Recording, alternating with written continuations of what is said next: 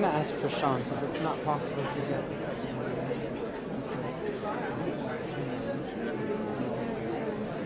I want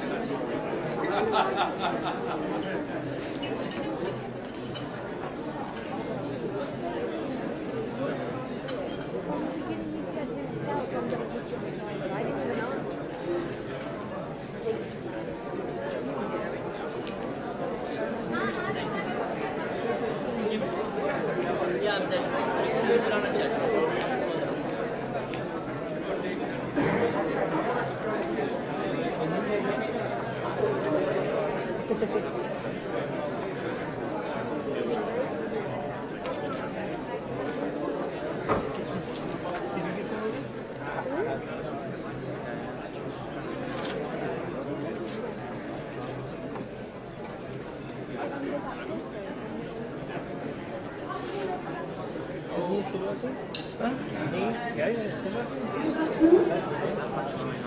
Youth accounts for 25% of the world's population. It is one of the focal areas of UNOSDP. And borrowing from Mandela's quote on the power of sport, where I quote, "Sport speaks to youth in a language that they understand." It is but befitting that we start off the conference with a plenary on focusing on youth development. Our moderator for the plenary is Dr. Deepa Narayan, Managing Director, E3 Global Advisory Services. Dr. Narayan has worked on global poverty issues for the last 25 years with international organizations and civil society. She was recently named as one of the 100 most influential global thinkers by the US Foreign Policy magazine, as one of the 35 great minds by India Today magazine, and one of the 100 disruptive heroes to bring about changes in large organizations by Hacker's work in the US. She is a member of the Indian Global Advisory Council of the World Economic Forum. She's written over 15 books, many of which, especially the Voices of the Poor series, have been bestsellers in the poverty and development field. I can go on and on. She's achieved so much and many more miles to cross and horizons to overcome. Dr. Deepa Narayan, please join us on the stage.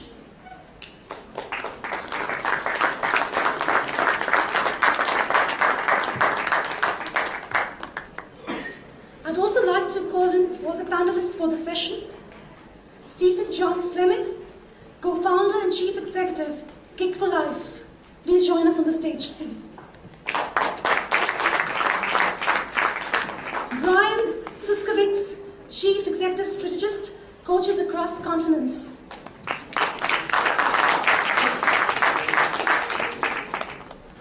We've had a sumptuous lunch. I'm sure we can do better than applause. Avinash Vashisht, Chairman and Managing Director, Accenture Services Private Limited.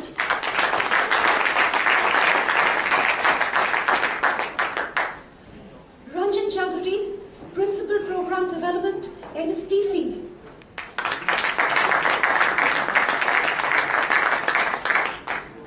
Ravi Pratap Singh, Regional Director, South Asia, AD Action International.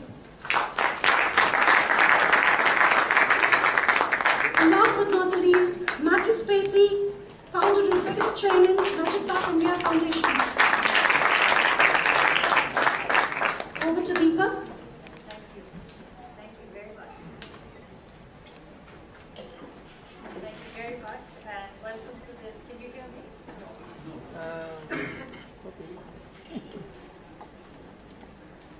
Welcome to this session. Can you hear me in the back? Okay, great. I'm delighted to be moderating this session, and I'll do my best to keep these distinguished men in order. It's what we've done is, rather than having a lot of formal presentations, we posed 3 questions to our panelists. And we'll do it in 2 rounds, which I hope will leave us enough time for interaction with them. So each one of them is going to first talk about their own youth, since we're all young ones, and share a story or incident or something about what happened to them when they were young. Second is to talk about their program, and particularly features or stories that keep inspiring them about their program and why they're engaged in it. And then the third, once after this round is done, we'll come back and ask them to share with you one message that they want you to take away from this session to keep in mind as you go into your next breakaway sessions. Is that all right? Great. So we'll start with Stephen Fleming, who's the co-founder and chief executive of Kick for Life. It's a multi-award winning NGO which delivers a range of sports for development projects in Lesotho in Southern Africa. And he's worked in other places as well. And he's also the author of 11 stories of development through football, which documents how football is being used around the world as a tool for social change. Hi everyone. Pleasure to be here. This is my first time in India, so I'm really looking forward to seeing some of the beautiful country and eating some of the lovely food, and also the conference. I grew up playing a lot of sport in England, mainly football in the winter and then cricket in the summer. And at the time, I don't think I was really aware of the wider positive impact that it had on my life, such as good health, vibrant social networks. At the time, for me, it was just about having fun. And I think, however complex our sport for development programs become, this really remains at the heart of their success. And it was my own personal love of sport which, 10 years ago, inspired me to come up with a bizarre challenge to dribble a football for 250 miles across Malawi in Africa, along with my brother. And it was fully meant as a one-off challenge. I wanted to do something which combined my interest in development with my love of sport. But it turned out to be a totally life-changing journey and adventure. And we saw during our challenge the real power of sport to engage young people. And it acted as a springboard to the setting up of Kick for Life. And 10 years later, today we have a team of 30 staff working in Lesotho, a small country in Southern Africa, delivering a whole wide range of sport for development initiatives. So yeah, it's been a key part of my life for 10 years now, and I love working in this sector. So that brings me on to the next question. And there's two key evolutions of our project over the last 10 years that I'd like to mention. The first one is around the focus of our work. When we first went to Lesotho, it was very much about one particular issue. HIV is a major crisis in Lesotho. 23.6% of the population are infected. And I think as many young sport for development organisations do, they focus on one particular issue. And we did that, health education and HIV testing. We quickly came to realise that, particularly when you're working with the most vulnerable groups, such as children living on the street and vulnerable women, that just going on a health education course or being referred to treatment is not enough to change your life. And as a result, we gradually changed our approach to being much more holistic and intensive, and working with young people over the long term. And I guess the ultimate goal that we now have is to support our participants into sustainable livelihoods, so that they can themselves go on to have a successful life where they can contribute back into the development of their own community. And the second evolution is around our understanding of the role of sport in what we do. At the beginning, it was very much just about being a methodology for our health education and curriculum and as an engagement tool. But as our development programs have become more broad and more complex, for example, things like intensive mentoring, referrals to other services, involving sport in those parts isn't necessarily appropriate or needed. And as a result, football for us, sport in general, has become more of an environment, more of an organisational culture, something that defines the character of Kick for Life, so that when people come to us, they feel that they don't necessarily have to be playing sport, they always want to, but it's that environment which changes lives as much as the curriculum for us. And we've also recently started to embrace elite sport. I think sometimes in our sector we're quite worried about being seen to support young people who are going to be successful. And certainly for the first 7 or 8 years we did everything we could to disassociate ourselves from supporting talented young people because we worried about how this would be perceived by funders and our audience. So we set up a football team called FC Kick for Life, but we didn't talk about it, we didn't really promote it at all. But in the last couple of years, the young people who play have achieved enormous success and are now on the verge of being promoted to the Lesotho Premier League. And we found that the team has become a real asset for us. It generates income as a social enterprise. The players have become enormous role models, and it's given us great leverage for our message around the country as people are more interested in what we're doing. And we're actually now considering, at some point, repositioning ourselves from a traditional charity to a football club social enterprise that pursues success on the pitch, but that pursues financial income, but for the ultimate goal of social change. And I think we need these kind of fresh thinking in our sector so that we don't always be a fringe activity, but that we knock down the barrier between sport for development and mainstream sport, so that actually we don't talk about sport for development, sport and development, we talk about sport is development. And I think that's how we're going to really change lives on a great scale in the future.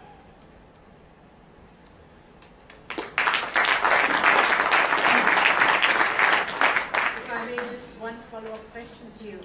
I think this idea of having a football club social enterprise is brilliant. Is it boys or girls, men and women, or is it men? It's both. Yeah, we work with a lot of girls and boys, roughly equal numbers. The boys team, naturally, as you'd expect in Africa, attracts more of the kind of attention. And our girls team are doing tremendously well. And I think, if anything, they're having a greater impact on the young people as role models. We've got a couple of stars in the making, I think. Thank you, Steve. I'm going to now ask Brian Siskiewicz to speak. He is the Chief Executive Strategist for coaches across continents and has worked in many different countries. In 2010, he joined this organization, and it operates in 20 countries with 51 implementing partner programs, educated over 2,000 coaches, and impacted over 170,000 children. So welcome. Thank you. It's good to be back in India. We've got several partner programs here. Good to see several of them in attendance. So a little bit about myself. As was mentioned, I came from a very, very big football background, a soccer background in the United States. At the university level, I was very fortunate that I got a bursary to college to play sport. I then became a university coach and was really successful on a lot of levels in terms of championships, developing players for the pros, even had a few players playing World Cup qualifiers with different countries. But I remember thinking to myself after about 10 years of that, is this it? And that's when I started getting involved with coaches across continents as a volunteer at first, and now working with them full-time as the chief executive. And at Coaches Across Continents, there is a lot more than just playing the game or creating elite-level players. Everything that we do is about creating self-directed learners. And I'll get into that in a little bit, but a self-directed learner essentially is an independent thinker who can define and solve their own problems, who can reason logically, set goals and strategies to achieve those, and then they can reflect on their experiences and learn from them. And self-directed learning is really what we want to achieve, because that's going to create economic growth. It's going to create and solve a lot of problems locally and sustainably. So before that though, I'm going to show a real quick video of me working in Cameroon. And I apologize, this was done on a handheld camera by one of our partner programs, but it's short and it's fun, so.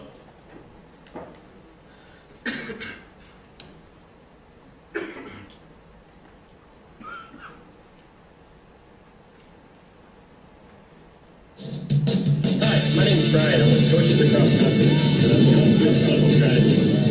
At Coaches across continents, we specialize in training local coaches all over the world using sport for social impact. Here in Cameroon right now we're working in Boya. It's right at the base of Mount Cameroon. The coaches this week are learning different soccer-based games that teach about health and wellness, conflict resolution, HIV, female empowerment, and other topics such as alcoholism and games to protect against the environment. Our goal is that when we leave, these coaches will continue teaching these games to their players, and that our outreach will reach thousands and thousands of kids in Cameroon. Last year and this year, we worked now with 3 different communities in Cameroon. We worked in Limbe, Boya, and Momfe. And this year we've had a group join us from CFDP, which is out of Kumba, Cameroon, and they brought 10 coaches. Diony Collins from Kumba, Cameroon Football Development Program. I think the training session is very beneficial to CFDP because most of the athletes are like professionally made for coaches in the 21st century. Part of the program that we've been discussing, we discuss gender equality, conflict resolution, physical fitness, health and wellness. Yeah, they are going to make our program even better because these are areas we have not gone into. The drills we have been doing here are very beneficial to CFDP.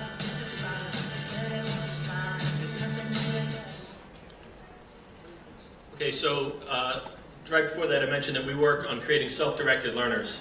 And you saw a little bit in the video about how we do that. And again, we operate a little bit differently than most NGOs. We partner with local organizations all over the world. We have 5 that we work with here in India. But we work with groups in 20 countries. This year it'll probably be just under 30 countries when 2014 is all said and done. And I would expect that we top over 200,000 kids because we're going to reach this year over 3,000 coaches. And we focus on 4 main modules. And the key with these modules is all of the games that we play are very soccer-based games. And the games themselves are what's doing the educating. The first one is health and wellness, including HIV behavioral change. You already heard Steve mention that HIV is a big problem globally, especially in sub-Saharan Africa. And we're finding now that besides learning the information about HIV by playing games, the kids are changing their behavioral change. And HIV rates are going down, especially in the countries where they've been traditionally the highest. So it's not just about telling people, have safe sex. It's about teaching them how to do that and why it's important. Another big one is female empowerment, including gender equity. We work in Kenya, in northern Kenya, and we work with a group where there's 100% female genital mutilation. And right now we're working with the young girls and young boys in that community where we're questioning tradition, questioning culture through soccer, through football. The next one, conflict resolution, including social inclusion. We work, and it's important to note, we work with all of our groups on all 4 topics, but some groups obviously we have a bit more emphasis. In terms of conflict resolution, we work with former child soldiers. This year we're going to work in Sierra Leone with single leg amputees. We're going to work with a group that's going to work in Lebanon and Laos, victims of landmines. But it's all about behavioral change and getting people to think about how to solve their own problems. And then finally, we work a lot on life skills. It's very important to know that through football, you can give all children a voice, boys and girls. And when you give a child a voice, you give them a choice. You give them a choice to make their own decisions. You give them a choice when it comes to child rights and child protection. You give them a voice to speak up about what they want in this world and what they'd like to change. And ultimately, by going through those 4 modules and how we do it is over a 3-year program with our local partners, is we hope to create these self-directed learners. And again, those are people that can identify their own problems and then come up and implement solutions to those problems. It was mentioned on the very first introductory panel that when people are able to identify and solve their own problems, it becomes locally relevant and locally sustainable. And then that's ultimately where long-term change is going to happen. And that's how we operate at Coaches Across Continents. Thank you very much.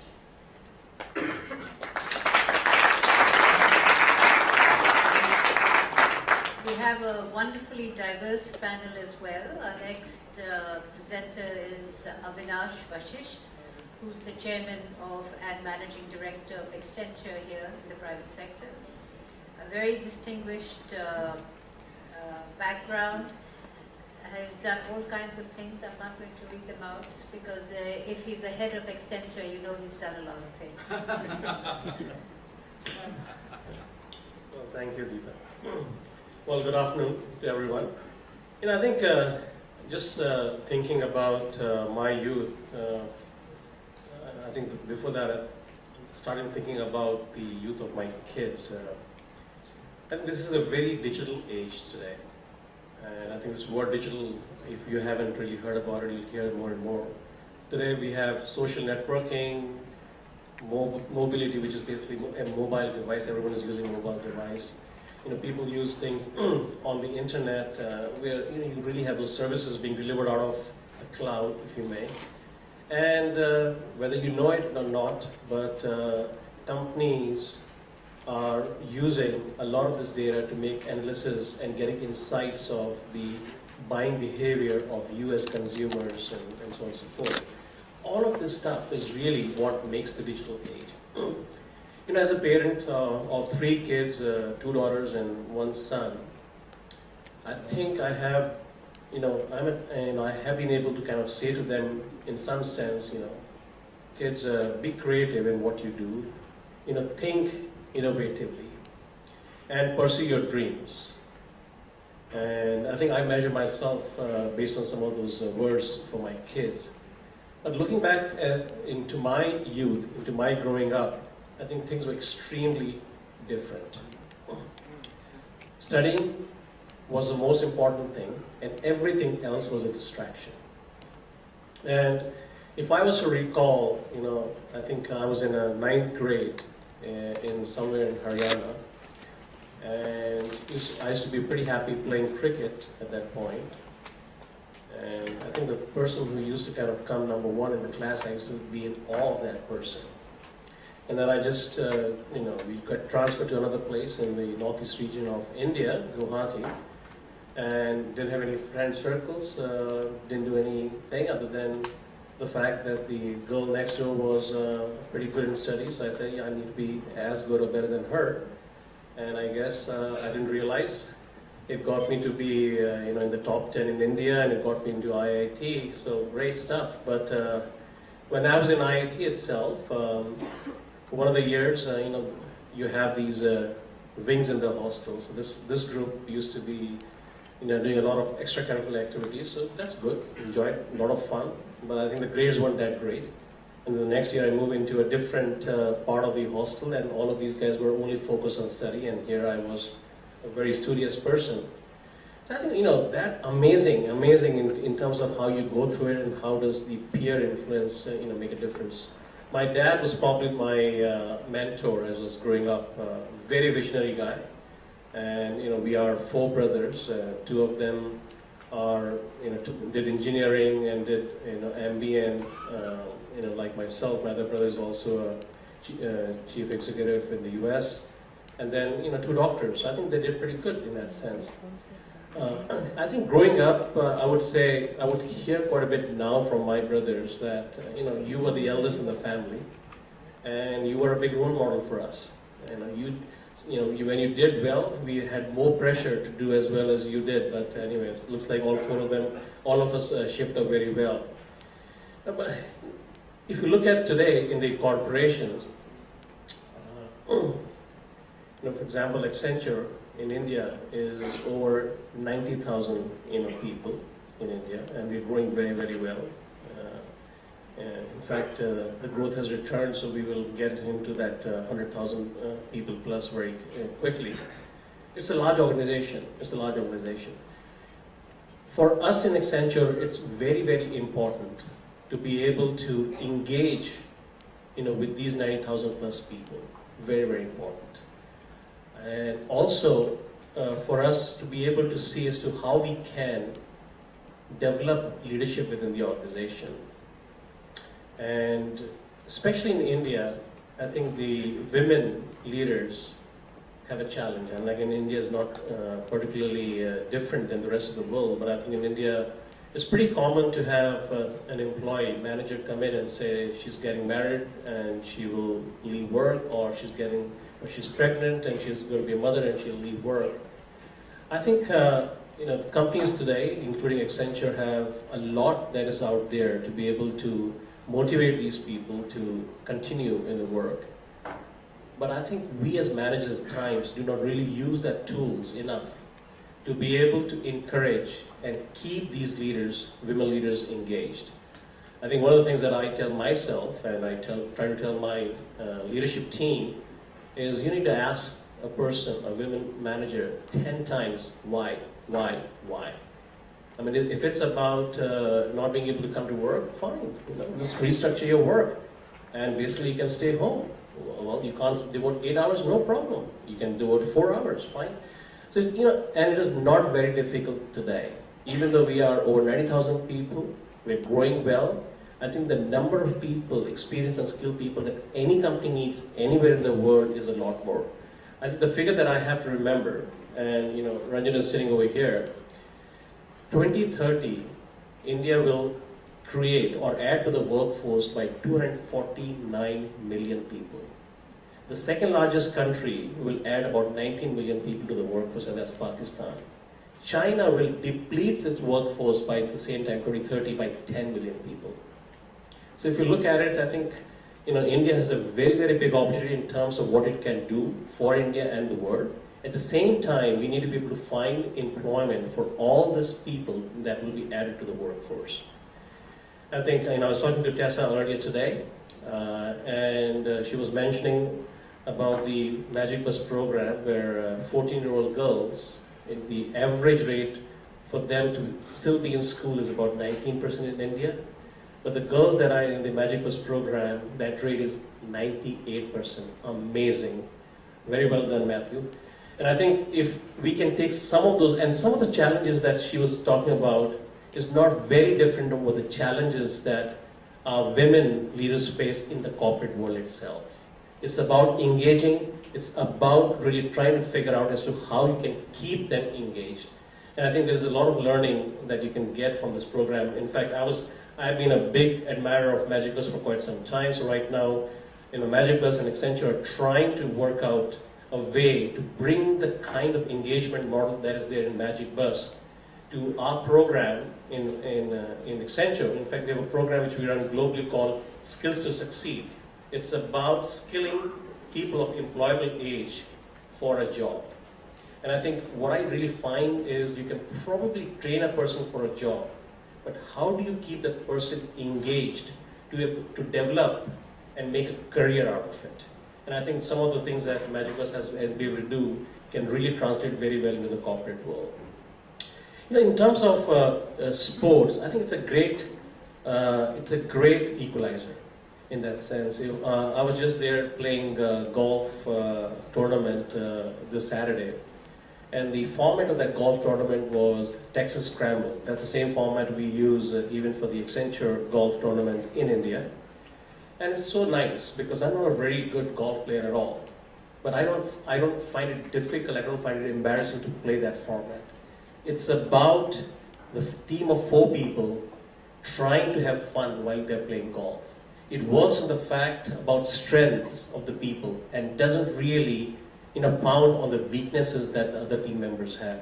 It's about trying to decide which of the shots of each and every player you take. It's a very, very collective effort, but it is a format that really encourages you to work as a team and have fun. Cricket, for example, and Bollywood are absolute, great stuff. It connects with people in India emotionally. When I look at the Korean companies, they have really taken that and connected with India.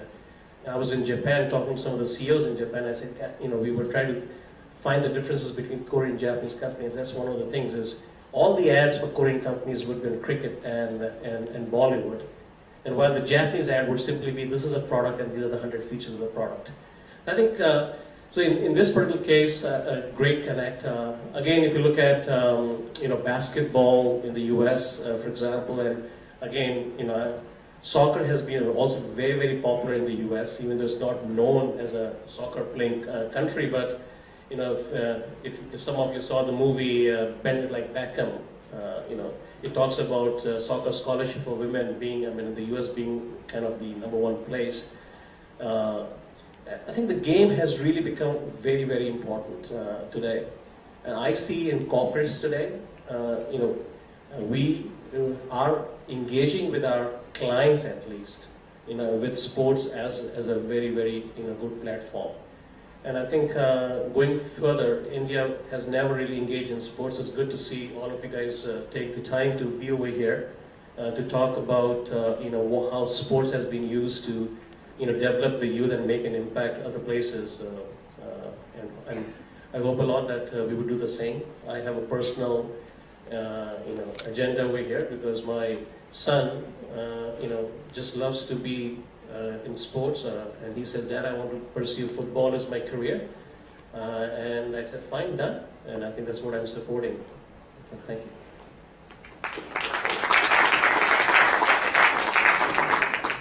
Thank you very much. Some very interesting ideas that we'll come back to. Next speaker needs no introduction. Matthew. You heard from him in the morning, so I will not repeat all his claims to fame. He's founded the Magic Bus Foundation. If you book online, he also founded Clear Trip, and there's been, I think this morning one of the speakers was talking about, I think it was Vijay Amritraj, about determination, dedication, discipline. And I think Matthew in his journey in taking Magic Bus to where it is has exemplified that. Thank you. This is actually, unfortunately, the second time I've had to follow Avinash because actually I have a spectacular story of underachievement as a young person. So I think we last spoke at TED in Jaipur together. But actually, before I speak about, perhaps just the origins of why we do what we do now, and I'd just like to pick up on what you said as well, because I think, I hope in the plenary sessions, in the breakout sessions afterwards, that we do spend a little bit of time. We're in India at the moment, and we do have this extraordinary situation which you spoke about, this demographic blip, which some people call a dividend, and others perhaps more realistic about what might be about to happen. And it's something in India we don't talk about very much, because I think people are very scared about what's about to happen in India. Already 50% of our population are below 40. We see this. In fact, I read in the magazine recently that in the next 15 years at the current trajectory, India will have 425 million people unemployed or underemployed. So we've got a really big problem.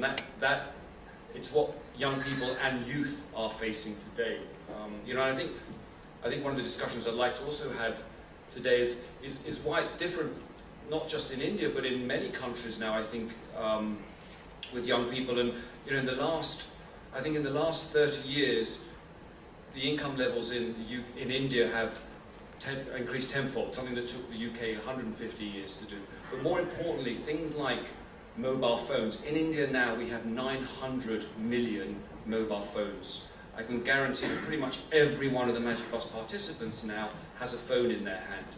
We have 300 million people who have televisions. We're talking about similar levels of internet access. So aspiration levels are greatly changing. And I think this really sets the tone really for the importance now of really addressing youth and really, I think it's not going to be a luxury anymore in India. I can fully understand why there might be a great deal of social unrest. When we talk to Magic Bus young people, we've just launched this incredible tool, a youth barometer. So every quarter we ask our 10,000 youth leaders, what do you feel about your lives and your aspirations? And they don't want to be cleaners. They don't want to be drivers. They want to work in an office. They want to have a car. They want to be married. They don't want to be in that slum. And so we have this spectacular problem of not just there being hundreds of millions of young people, but their aspiration levels are dramatically changing. And this is playing out for us in India here. And unfortunately, it's not, I hope, as bad as those of our international guests read about. We hear about some spectacular problems we have with gender and young people now, and the Delhi rape which happened. In Delhi, over the last 2 years, the reported rape and sexual abuse has increased by 400%. And so actually, someone just handed me this piece of paper, and in our last youth barometer, it said that 46% of women say that mobility, physical mobility, is what they perceive as the biggest difference between them and their youth male equivalent. So these are having huge impacts on the way that we are able to interact and work with young people. So I wanted to sort of just go off track a little bit there, because I do think it's such a pertinent subject at the moment, and as I said, one that I think definitely transcends borders. The Magic Bus model, I won't spend more than a minute on this, but essentially, what we try to understand, and this journey that we use is a metaphoric journey of childhood to livelihood, 8 to 18. It started really out of complete failure on my part, because when I started Magic Bus, I naively thought that the young men that I was coaching rugby to at the time would be really thrilled if I got them all a job. And within 2 months, every single one of those young people had resigned, ran away, didn't want to work anymore. So it was good learning for me. I had my Western filter on, thinking I was really doing a good job. This really made me reflect on all the things that a child needs to go through in order to be a successful young person, and that's as true for anyone sitting in this room as it is for a Magic Bus young person, or a person in any one of the programs across the world.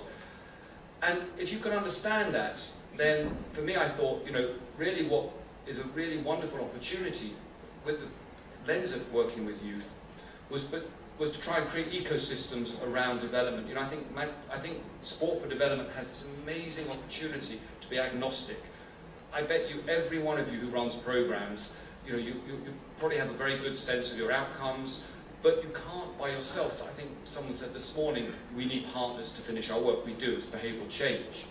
So it's imperative that we go the last mile and we link up with partners, those assets, those resources that exist in the communities that we work with across the world. And so which partner wouldn't want to work with an organisation that could get girls to want to go to school, or to get girls to want to take iron tablets, or to get a fantastic pipeline into vocation training programs? So really we've at Magic Bus talk about this ecosystem and this journey from childhood to livelihood really by leveraging what's already out there. By the silver bullet is that we have this amazing army of 10,000 young people that on average do 9 hours a week. We'll perhaps talk a little bit about the assumptions we make about youth later, but 9 hours a week. Our attrition rate, I think, is about 5%, so they do it for free, they want to do it, they ask somebody in their community. And they deliver the curricula to younger children within their own programs, and they stay with us for a very long time. Again, an assumption that I made was that why would they do this? It's not, people who live in poverty, why would they have 9 hours? And really a massive learning was that these young people actually don't want to live in poverty, and they want to help their communities get out of poverty. And it's something we often take for granted, I think, even at Magic Bus. These young people actually, when you empower them, and it's about a word you've written a whole book on, but when you empower them, they do want to be the heroes, they do want to be somebody, they do want to affect change in their community. And I think we often are misguided in the assumption that we have to provide service all the time. So really that's the sort of, I think, the burning issue for us. I guess just in terms of, I said, I know this is not the message, but I think, I think with the youth that we work with, and also we're trying to ramp up now, it's our end game, if you like, at Magic Bus. The biggest metric is about getting young people either in further education or in employment. Is that there's no inevitability to this. I think we all sit down and we work with lots of young people and we think, okay, there's an inevitability about people moving out of poverty, or there's an inevitability about solving something. And it's not, and I think that's something that we often forget. It's not automatic that we're going to solve this problem, and therefore we need to be worried about how we look after our youth, certainly in South Asia at the moment, and I'm sure that's across borders. And the second thing, and the last thing I'd say is that, and what we've learned at Magic Bus is that it's not just about financial security. It's a huge part to play in poverty alleviation, but by itself, it doesn't work. It has to be about quality of life. You have to provide young people with the frameworks that they can take better choices, have more control in their lives, access those opportunity structures. So these things don't just happen, there has to be process behind them, and I think this is really what we've tried to focus on with the youth. Thank you very much. I think both those words from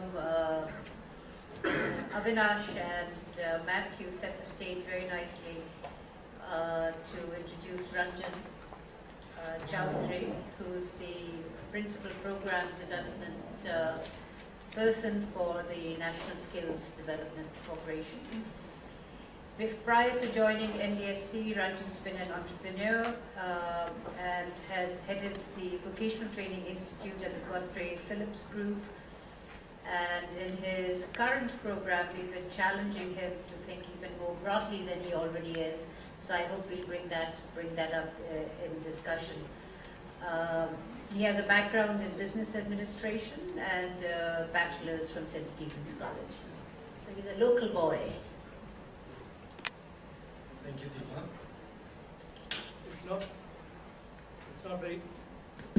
It's not very often that I get to interact with an audience such as today. And while I may have studied in Delhi, I'm born and brought up in a place called Patna. And to give you a little bit about the school that I went to, it was a Jesuit institution.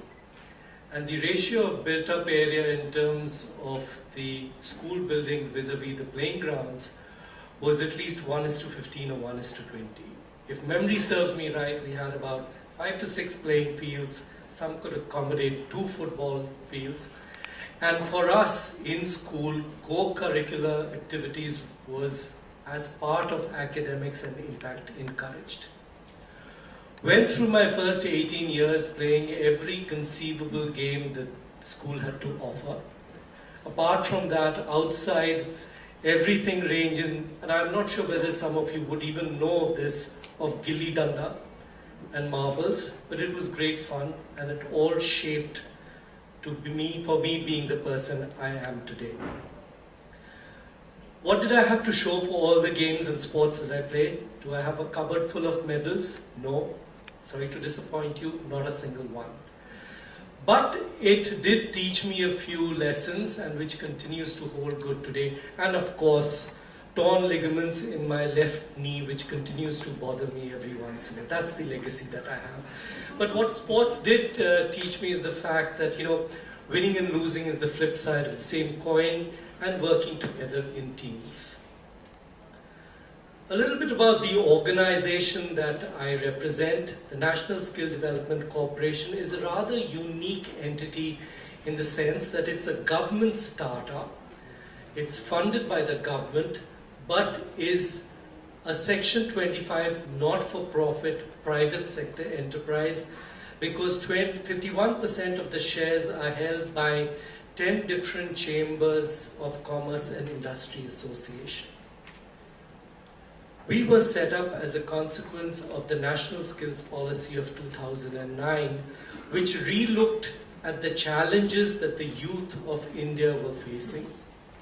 Historically, if you were to look at vocational education and training in India, it was a government, it was supposed to be the responsibility of the government.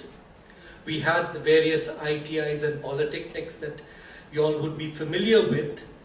But as the years went by, the needs, industry evolved, the needs for talent changed dramatically, but somehow the ITIs and the polytechnics and all did not keep pace.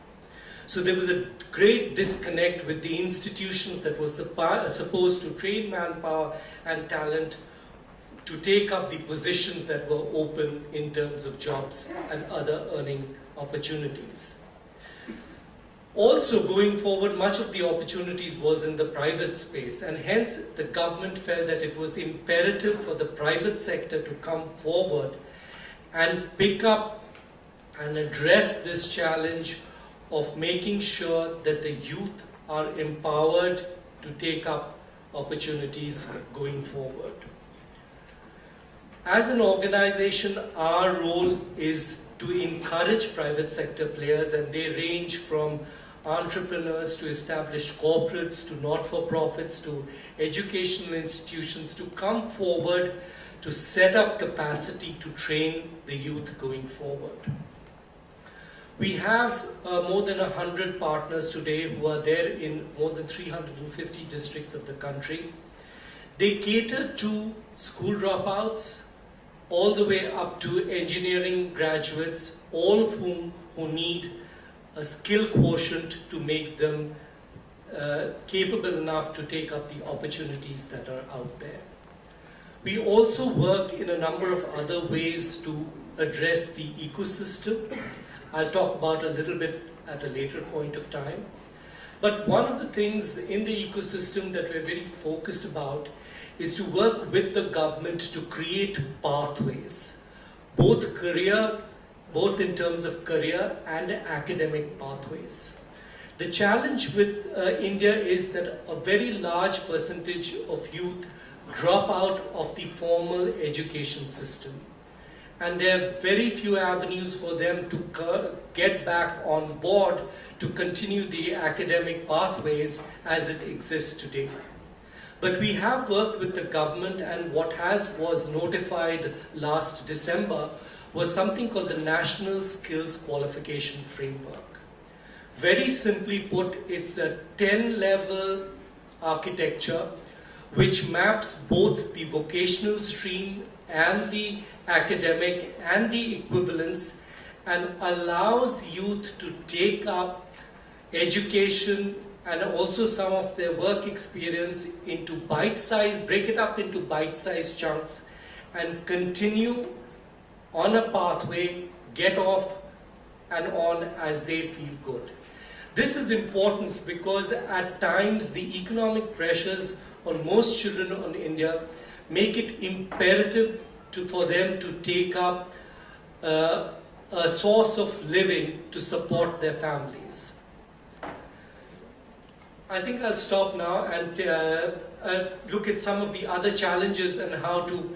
Also, before I finish, numbers were mentioned, in terms of the millions who get added to the job force as we go forward.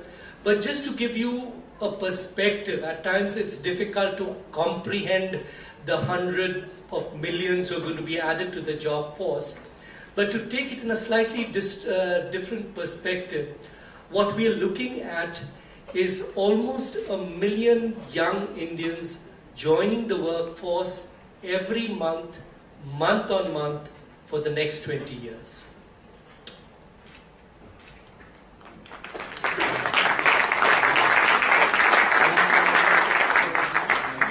The numbers in terms of the millions who are both unskilled and will be looking for employment, and also those who graduate from engineering colleges and other colleges who are still unemployable, is really very difficult. I'm wondering if you want to say anything, comment on, as an employer, on skills, and any comments on feedback to NSDC or any programs. I understand Accenture has just recently done a report. Before we lose that connection, then we come back. Hello.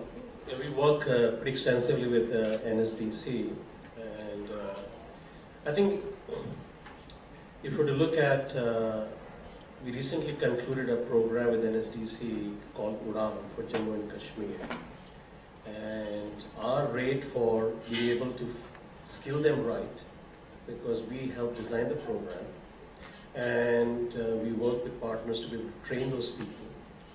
And we were able to get those people into Accenture jobs. I think out of the entire batch, only one person we couldn't, and that was not because they were not qualified, but because they had to go back to GMK. So the rate was pretty much 100% really. And that's a rate that has not necessarily been there, because we also manage the other programs as well. It has not been there. And I think for us it was great learning, because it looks like we did all the right things, and the whole idea is right now to be able to see as to what is it that we did right, and what can we do then to take those things back into other programs with NSDC and for others. So that's an obligation. But it's so important right now to be able to kind of skill the people. In fact, if you were to go to an SDC meeting, you would have all the CEOs from the respective industry out there. Everyone is saying the same thing, is we need skilled people.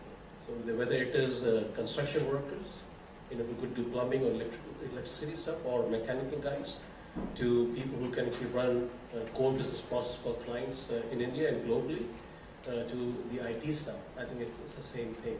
Today, for example, out of the engineering colleges, about 25% of the engineers that graduate get employed by companies like ourselves. That's really not acceptable. We need to be able to increase that to twice as much. And I think this is where the skilling is very, very important. Let's move on to our last speaker before I come in. Ravi Pratap Singh, he's the Regional Director for South Asia for the A-Day Action International. He's based in Sri Lanka. This is a Geneva-based organization, works in 32 countries. And their goal is to reach children in skills development. They've reached over 1 million children, and 250,000 youth have they've been able to place in education, and assuming once the placement is done, they've held the jobs down. We were having an interesting discussion, which I think is relevant to the broader role of sports in development, which is the role of non-technical skills, life skills, behavioral skills that help people, the cultural skills that enable people to fit into and work in different environments successfully. Because we as middle-class people assume that what we are raised with is the norm, so we don't have to work hard in fitting in. Those are skills we grow up with. But someone coming from a deprived background or a different background doesn't have those skills. So I think one of the issues that we were discussing with Ranjan was the role of what you would call life skills, behavioral skills that would help people make effective use of technical education or any kind of formal education. Over to you.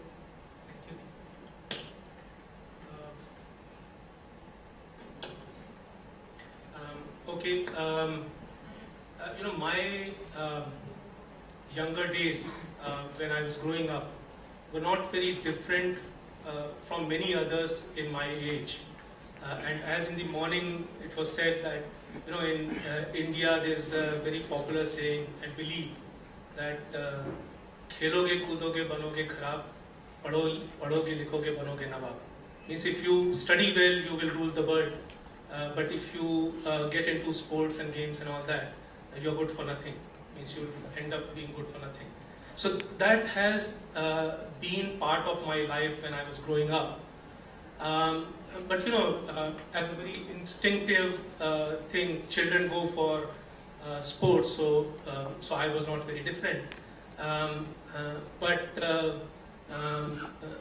as many others, I had to also, my aspirations were driven by my parents' aspirations mostly. And in those days, I think there were two aspirations of parents. Either you become doctor or engineer. This is, I'm talking of late 70s, early 80s in India. So, I followed their aspirations. I became engineer. They were happy.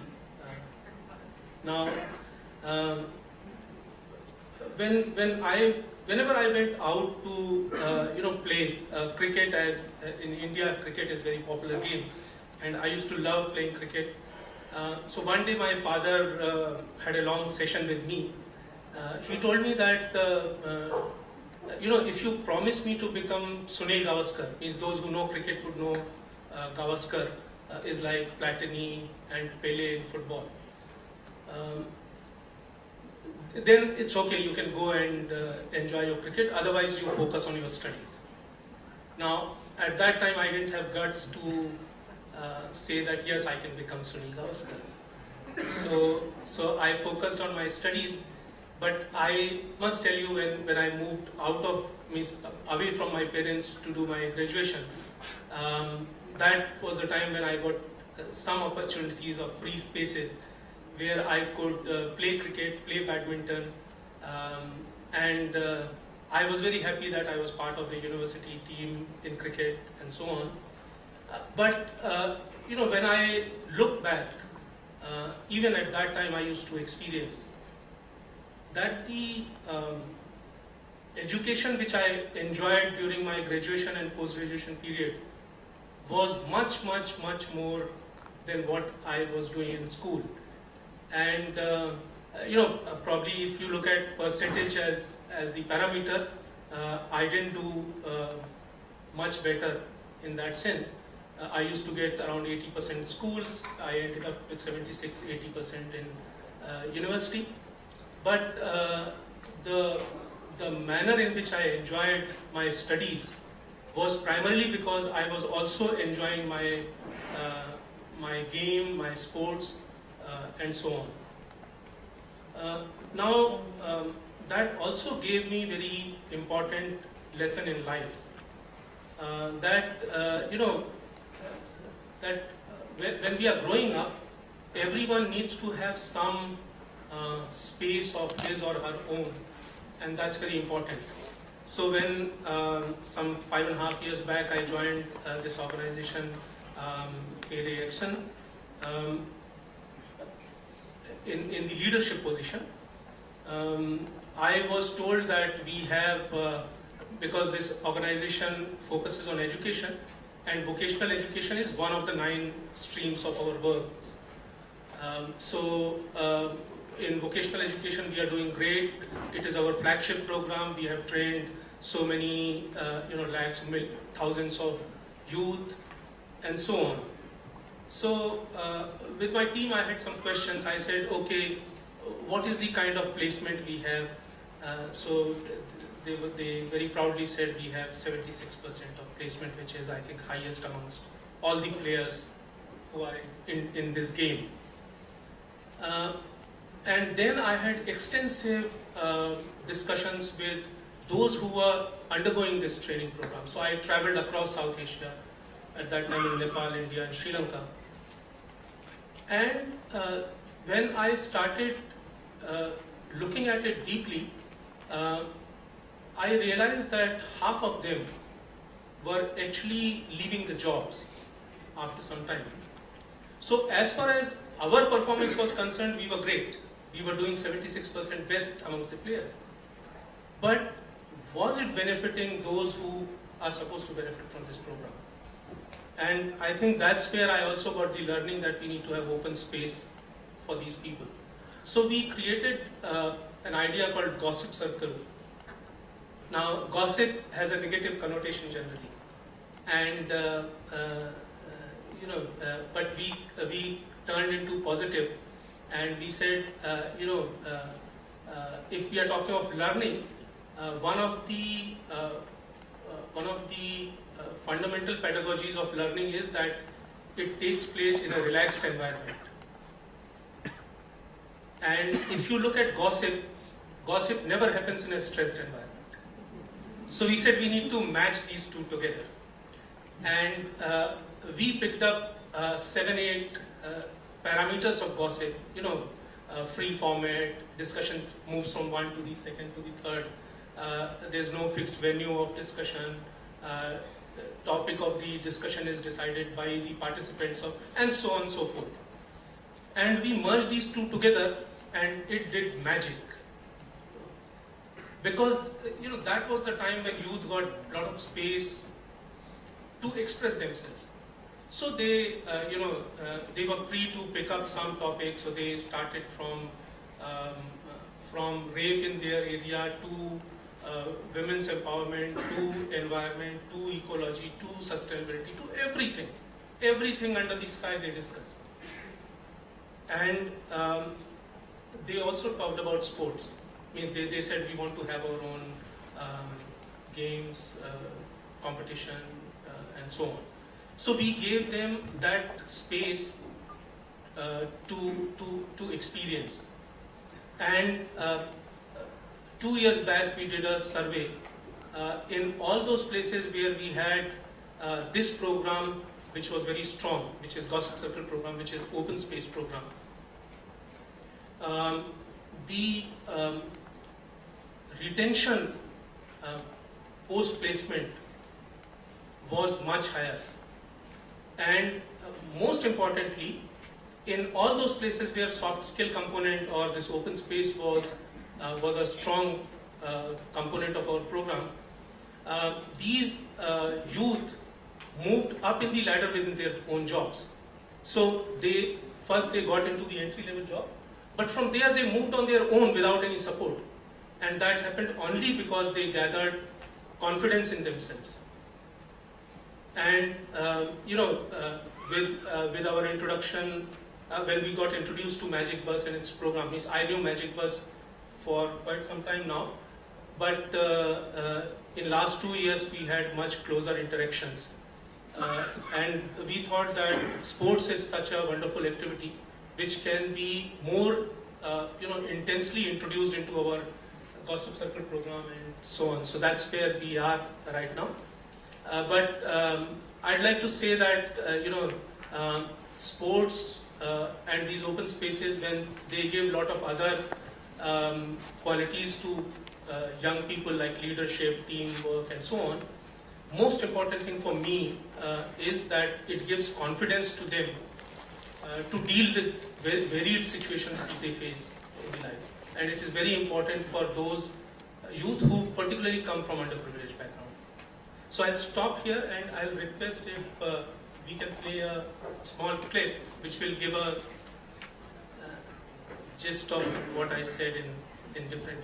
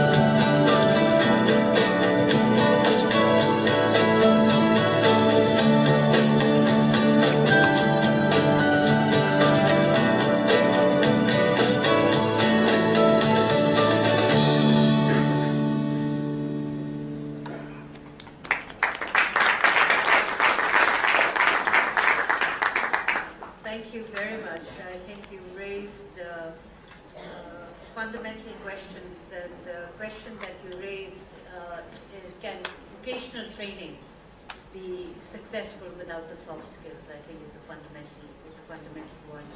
And this is also where I think sports actually turns it on its head. And basically, I used to work for the World Bank, and the World Bank, like the government of India apparently, did not define sports as a productive activity, and including parents of my generation. But it turns out that when you do things in which people actually participate, in which they have an input, in which they have a sense of control and they decide what to do, that a lot of learning and shifts happen at a very deep level. And it is these shifts, or what would we call empowerment or self-confidence, that are actually the determinants of whether someone succeeds or someone fails in life, in making a livelihood, in increasing their income, in keeping their jobs. And so actually, sports is very serious business, as long as we don't make it serious. I think that's sort of the challenge. I think the second thing that I liked about your presentation is something that was emphasized very much in the morning, which is there's a lot of pressure now, and for good reasons, to focus on success. What is success? And what is impact? And what are good indicators of success? But I think there's a word of caution in your tale as well, is that it's very easy to jump at the wrong indicators of success. So a lot of training programs focus on really inputs, right? How many people are trained, or how many people are put into jobs. But if you don't focus on, was that training used, and was that training used effectively, you can make exactly the wrong conclusions about your programs. So I love the fact that you actually went in and, okay, it's 75% placement, but how many people actually stayed in jobs? And I think for the sports and development field, there's a lot of research done in the US in all kinds of programs, including welfare programs where you actually say, okay, now we put people in jobs, but you go back 2 years later and you have 10% of people still in jobs. That's not a good indicator of success. So really think through what is a good indicator of success in your field, and then measure it both quantitatively and qualitatively. I think that's really important. The third thing that I want to emphasize from this, because it fits in so well into a lot of my own research and what I know of development, is that learning takes place at a deep level when people are not threatened. And I think that's really the value of sports, is that when sports is done in a non-competitive manner, that people over a period of time gain confidence in themselves and learn discipline. And it's that discipline and grit that comes in handy. It's it's a life skill. And research, again, in a whole bunch of fields, including neuroscience and brain research, shows that what distinguishes people from those who succeed and those who don't is grit. Grit and discipline are the two things that make the difference between a successful career or successful outcomes in school, in college, and in life and work. And I think sports is very well, the way I've heard it being talked about here, is very well suited in teaching those skills. So let's come back to the last question in this round, and then maybe before that, if anyone in the panel had questions for each other or comments on each other's presentations.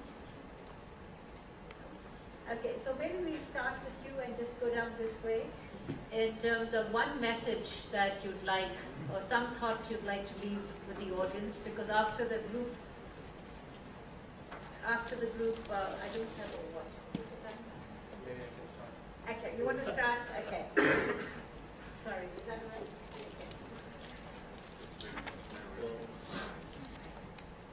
Thank you. I think great hearing everyone. I don't have much to add in terms of my concluding remarks, but I think we heard things about the gossip stuff. You talked about it needs to be non-threatening, for example, and I totally believe in that. I think it needs to be fun, and that's where you would really get your learning from. And I think just example that I just took of again this weekend playing golf, that itself was very non-threatening, fun, and very collaborative. And I can't find any platform that gives that better than sports. Right? It doesn't matter what level it is, but it's just great. And I think I'm also very, very encouraged, even though cricket is so important in India, but I'm encouraged the youth of today. I think because the youth of today is becoming very, very global, they are really turning into something like football a lot. In fact, at least if I look at just the friends of my son, I think they are more focused in football than even cricket. I think that's again a sign that it is not just about the city you live in, the country you live in. I think people are becoming really global citizens. So I look at sports as being very, very good, and I think you're finding more and more connects even in terms of even Accenture. I think there's something called called Play Soccer in the US right now. So, someone from Accenture wrote to me because they probably saw this program today happening and said, hey, you know what, this is what I'm doing in Accenture, as part of Accenture in the US to do with Play Soccer, which is pretty encouraging. Thank you very much. Yeah, let's go this way. Sorry, I've got a bit of a cough. I know this whole time we're talking a lot about focusing on youth development, and obviously this whole week is using sport for good. And I guess I've got a few questions and a few comments. And one, if you're using sport, have you identified what you're trying to develop? And already on this panel, we've talked about leadership and keeping that leadership engaged, employability and economic viability, creating self-directed learners. This whole idea, especially in India, of this population blip. By the way, you're going to hear a lot of phrases from my colleagues that I'm going to use right now. Soccer coaches are the absolute best pirates in the world. If something works, we steal it. So if you hear your phrases, I took them definitely. There's a whole range of social issues out there that sport can address. And the other big thing and the big shift that's happening globally is not all education happens in the classroom. It's already been set up here that it takes place in a relaxed environment where everyone can have fun. And for me, that means the soccer pitch, the football field. And that's an incredible place where you can teach. One of the biggest misconceptions is that we don't just show up, bounce a ball, play a few games, pat a few heads, take a few pictures, and expect change to happen. There's a definite process behind it. Sports can provide the skill sets that can address all of the issues that we've been talking about and to focus on this youth development. So I guess the question I'd like to leave with you guys is, are people starting to use sport hoping for these skills to just appear? Or do you have a process behind it? Have you thought it through about what you're trying to create? Are you using the field as a platform to educate, to create free thinkers, self-directed learners, problem solvers, which will be able to address and make the social change that we're all looking for? Yeah, I'd like to briefly mention the transformational impact that social enterprise has had on Kick for Life, largely due to the challenges of sustainable funding in our sector. We've developed a number of social businesses, including restaurants, a hotel, corporate football league, that have all made Kick for Life a more financially secure and independent organisation. But inadvertently, we also found that it became a natural extension of our livelihood programming, providing wonderful opportunities for our participants to gain income, experience, traineeships, and links to sustainable economic independence. And something I'm a bit of a plug here for the livelihood workshop I'm looking to cover is the interconnectedness between social enterprises and livelihood programs. Although I hear the other two workshops are also very good. It's actually an important message there is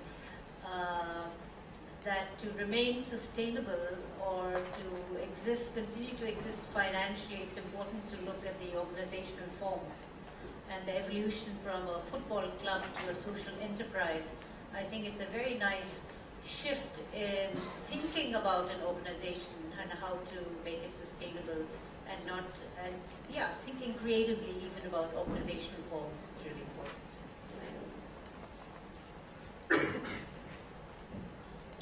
Just one thought. Only with there's tremendous pressure in terms of ticking boxes, as you rightly said, in terms of vocational training and getting young people obviously into jobs. And really, the message is to look at young people as human capital. Actually, look at the individual, give them the space and the framework, and that economic independence is only one indicator of success in life. And we need to recognise and have a broader recognition of success. In terms of really enhancing young people's quality of life through other indices. So that's the best.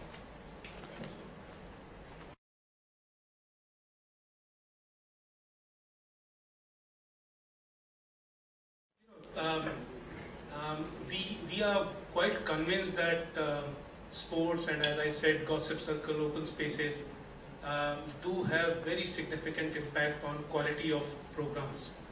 Particularly when we talk about development of youth, employment and so on.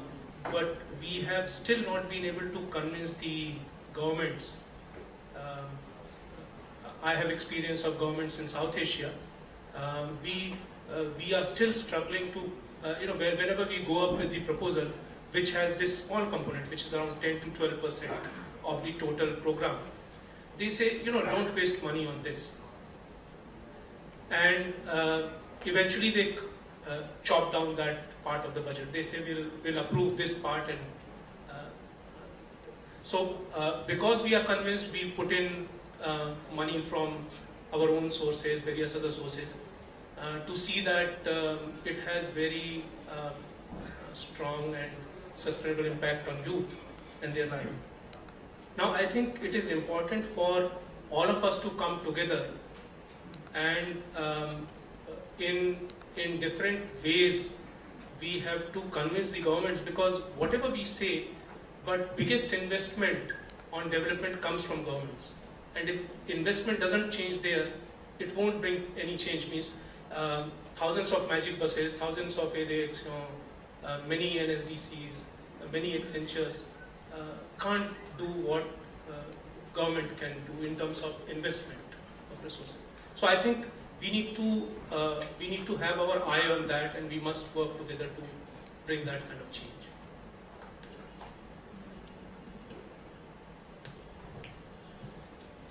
Two things. One is in terms of, while I've been asked to talk about a takeaway or call to action that I could share, I think more important for me, I think the learning was sort of the going forward.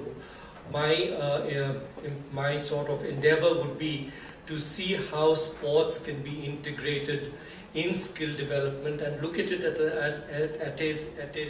at it as a larger goal of youth empowerment rather than just skilling youth. And that's a point taken, and as I was discussing with Ravi and Deepa, the way NSDC works best is that we try to co-create solutions. So if we can co-opt the state government, training organizations, institutions who are good at making behavioral changes, as Deepa said, and then maybe we could get magic happening. In terms of two things that I'd like to mention to you, in terms of what NSDC is doing in terms of the sports sector, one of our key roles is to create capacity within a sector. We did a skill gap survey, and there are a lot of opportunities going forward for different professionals in the sports sector. They range from coaches to physical education instructors to nutritionists, so on and so forth. And incidentally, I was in Bangalore last Saturday, and I was in conversation with this organization called Tenvik, which is promoted by Anil Kumble, and they have decided that they're going to set up a large-scale initiative to create a talent pool for the sports industry, which is an imperative, which is a pillar which needs to be looked at going forward. Secondly, we are also setting up something called the Sports Sector Skill Council. Sector Skill Councils are initiatives which are led by the different stakeholders in a particular sector, and their role is to identify the different occupations that are in demand and to create standards for each job role. This is also something which is in the anvil, and you all can make use of it once the standards have been drawn up and schemes like the STAR scheme, which is funded programs for training, are made available. Thank you. Just one last comment. Can I just make a plug here? Because one of the really profound moments in my life was reading Dr. Deepa Narayan's book, which is called Moving Out of Poverty. And I just think it's really, I'm plugging it because it was one of the first books, I think, that created empirical evidence around how behavioral change can actually incentivize, can motivate one individual to move out of poverty, as I think the most important input, I think. So I just didn't want her to go without us recognizing that, and she hasn't asked me to say this, I promise you, and she hasn't got signed copies at the back, but it just is, I think for people sitting in this room, it's a phenomenal book to get hold of. Thank you, Matthew. I just wanted to endorse we all grew up reading Yeah. the books which were. Yeah. That ages me. Thank you. It's been a great panel. Let me just say a couple of things when I was asked to moderate this. As many of my panelists have said, when we were growing up, there was no sports. In a sense, the pressure was to find a job, and so had to study hard. And I was a bit of a tomboy growing up. I had 2 brothers and 2 sisters, and I loved cricket. So I would play cricket in the streets and in front of the garage, and I could bowl over arm. My brothers taught me that and taught me not to be a sissy and just throw the ball. But then when I hit puberty, I was stopped. I couldn't go out anymore. So I have one daughter, and when she was growing up, the research in the US came out, Carol Gilligan, which basically looked at gender differences. Not only how the differences between men and women in many different ways, how they talk, but one of the things that had a profound impact on my life and hence her life was that girls didn't get an opportunity to play in team sports. And because they didn't get an opportunity to play in team sports, they couldn't handle the rough and tumble of work in the sense of working in teams. And so when you couldn't deal with failure as well or put downs, and women would often collapse. Obviously not all women, etc. And I think team sports is really, really important to learn to give, to take, to be in the background, to be in the foreground, to take leadership when appropriate and be a follower when appropriate. So what we did is when Priya was growing up, we made sure she had an exposure and participated in team sports, and for her it was softball and basketball. And so when I told her that I was coming to this conference, she said, make sure you tell them, she's now 30, she said, make sure you tell them that I gave you permission to say that her participation in softball was the most important thing in her life because it taught her leadership skills. It taught her how to be part of a team. It taught her how to fail and not collapse and stay in a sense of failure.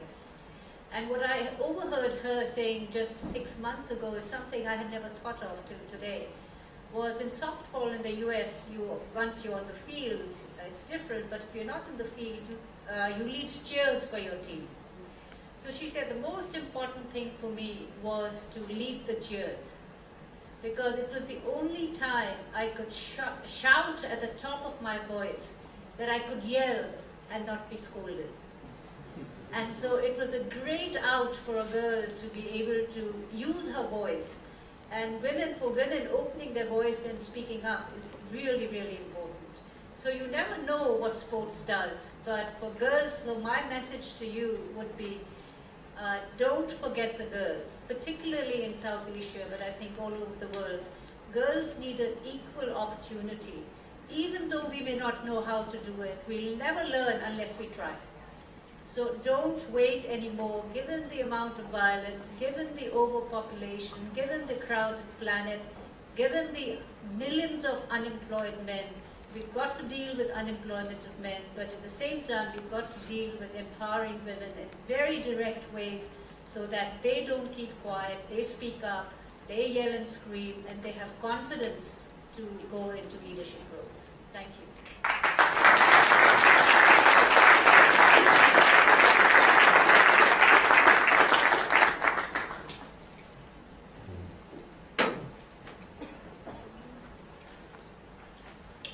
Thank you, panelists. Thank you, Dr. Deepa Narayan. That was a fantastic discussion that you moderated. And with one woman managing 5 rather powerful men on the panel here, I think that's a great precedent that you set for all of us. So thanks for the inspiration. Just a couple of announcements before we break for tea. We'll go in for a 15-minute tea break, and tea is served outside. And I'd request that you please carry all your bags with you, because we're going to be rearranging this room into 3 sections so that we can have 3 breakaways following tea. So the furthest section from the stage will be the breakaway 1. The second section will be breakaway 2, and this one here will be breakaway 3. There will be signs outside letting you know which breakaways are in what room. So we're going to break away to speak about sport for development with regard to leadership. livelihood and crime prevention. So we'll meet back here in 15 minutes for another exhilarating session. Thank you very much.